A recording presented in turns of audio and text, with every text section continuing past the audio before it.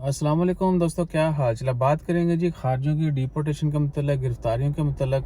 ऐनक लगा लेनी चाहिए लेकिन गर्म बड़ी है उस्ताद जी। अच्छा, ऐनक वाली वीडियो बन गई। तो सीन क्या है कि मिनिस्ट्री ऑफ लेबर ने डाटा शेयर किया कि 600 से ज़ायद वायलेशन जो है वो हुई थी लेबर लॉ की। उसमें से बहुत सारे लोगों को डिपोर्ट कर दिया गया है और उसकी वजह यह थी कि कुछ लोग तो जो सेम वीज़ा पे काम नहीं करते वो थे। उसके बाद बहुत सारे ऐसे लोग थे जिन्होंने अपनी जॉब छोड़ दी थी, यानी वो कहीं काम कर रहे थे, वो स्लिप हो गए, वो छोड़ के कहीं और शुरू हो गए, ठीक है ना। या कोई और मसला बना, जॉब छोड़ दी, एक दूसरे के ख़िलाफ़ जो ना केसेस चल रहे थे तो उनको भी डिपोर्ट किया गया।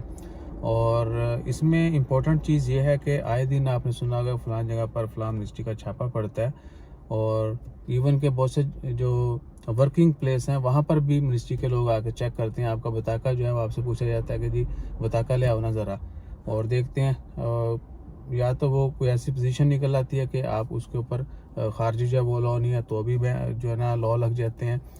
उसमें कंपनी का पहले लगता है, बाद में एम्प्लॉय का। और बाकी क्या है कि अगर आपका बताका सेम नहीं है, ठीक है, तो फिर तो क्या ही बात है।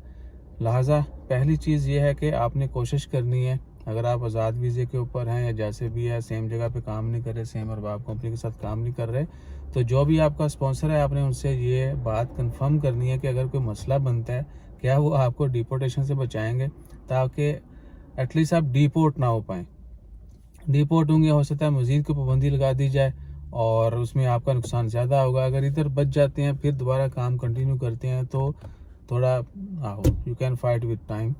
ओके, तो ये बस आपने जहन में रखना है। और जो लोग जानबूझ के इधर उधर स्लिप होते हैं तो भैया फिर वो उनके साथ तो फिर होना ही होना है, ठीक है ना। यानी वो इससे भाग नहीं सकते, जब पकड़े जाएंगे तो फिर उनके लॉ लगने। लिहाजा हर तरीके से अपने आप को महफूज रखें।